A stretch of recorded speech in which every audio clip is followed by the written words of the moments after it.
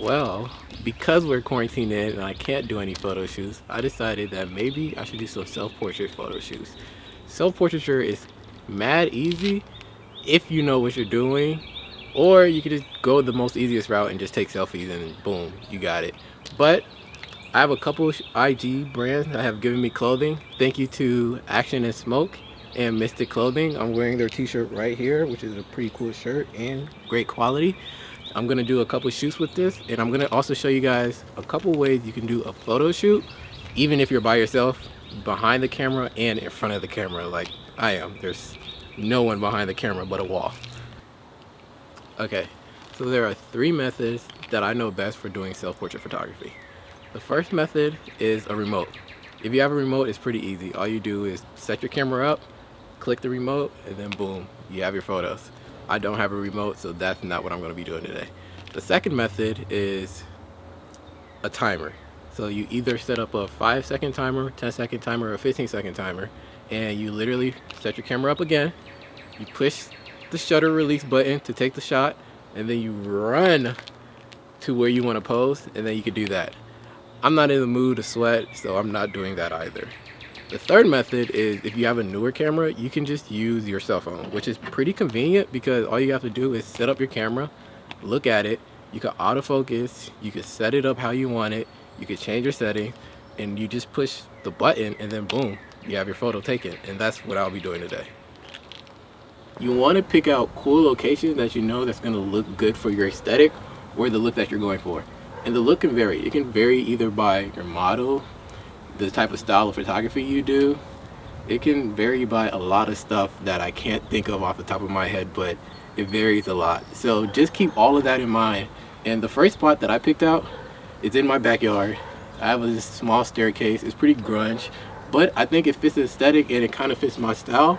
So this is the first spot that I'll be using to do a couple shoots, and hopefully they turn out well. If they don't, I swear you guys won't see it anyway. So here we go.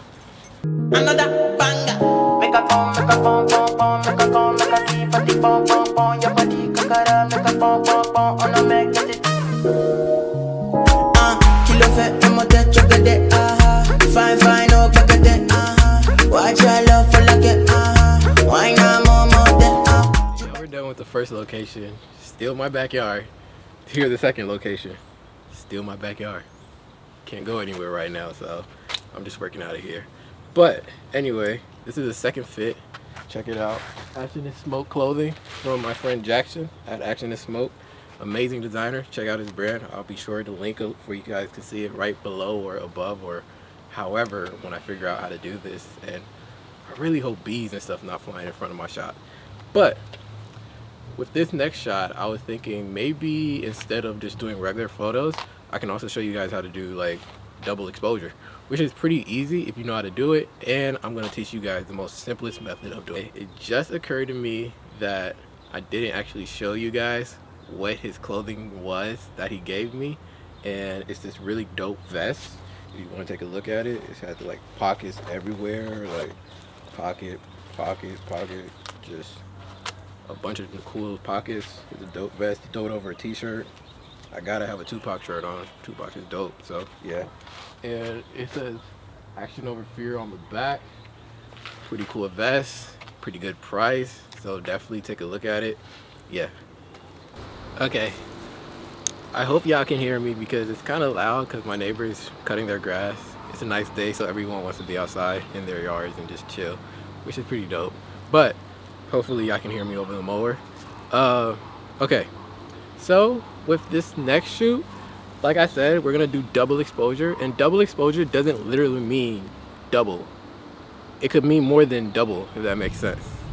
It doesn't, but it'll make sense soon enough.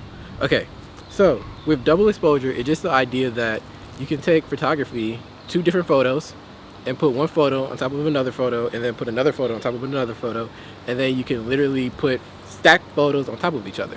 So basically what I'm gonna do is double exposure and stack multiple photos on top of each other, and it's just gonna be multiple different poses in each individual photo, and you'll take those photos together and then you'll just make one dope photo. So Here we go. Now to do this, is the best way I know how to do this is just doing it in a computer. Double exposure can also be done in camera if you want to, but all cameras are different and all the settings are different. But when it comes to computer software, they're pretty much the same all throughout.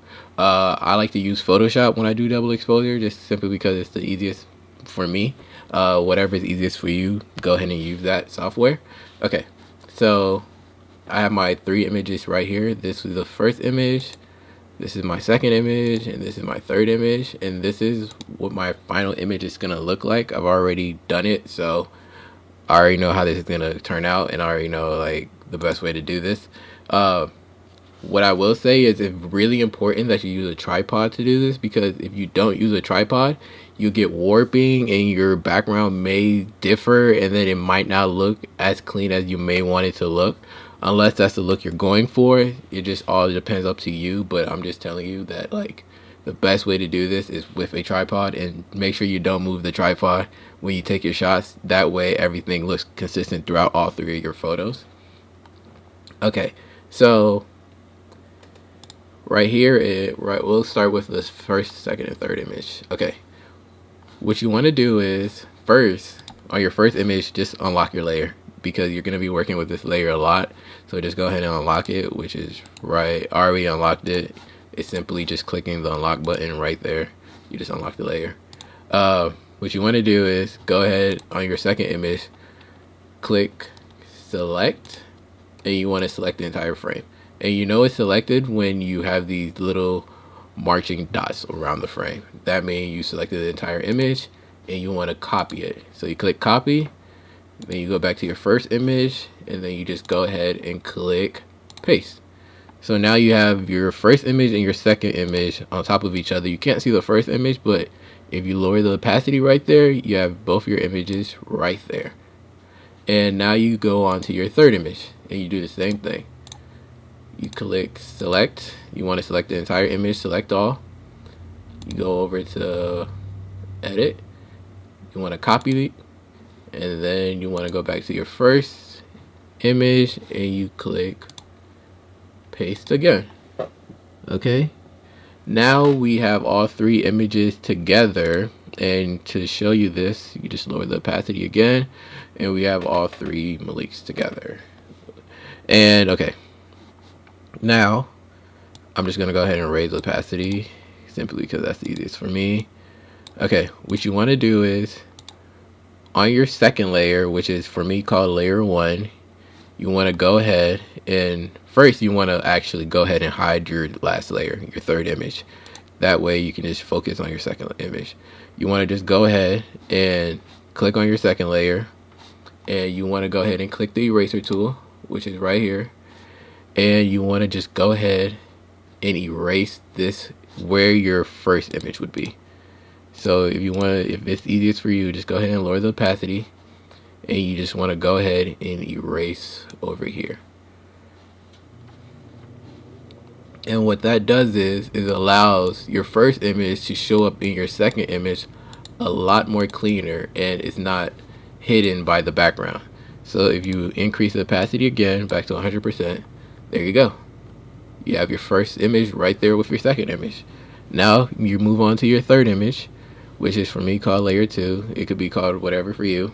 Not actually whatever, but whatever you want to call it. You go down to your third layer, and now you show it, make it visible, and you can lower the opacity to help you out. And all you want to do is go ahead and erase the first 2 images. So basically the same thing that you did with the last image, you just do it on the third layer. And to help you, and then once you're done, you can go ahead and increase the opacity, and there you have it. You are actually done, and you have your double exposure right there. I will say be kind of careful with your eraser tool, because you can slightly mess up if you erase too much or you erase too little. So just be wary of how you're using the tool, and once you're done, it should look pretty clean. This is not the cleanest, but I think it helps you out if you're trying to do this method, and it's really simple. It's not too complicated, and it looks pretty cool if you figure out how to do it. You just need someone to teach you, and it's a really cool technique. So yeah. So at the end, here goes your final image, or my final image. Another banger. There you have it. We learned a couple things today. We learned self-portrait photography. We did double exposures. We did a couple outfit changes. I think I look real fly. And we had fun today. So tune in for the next video whenever that comes out. Make sure you subscribe and whatever else you need to do before you can see when the next video comes out.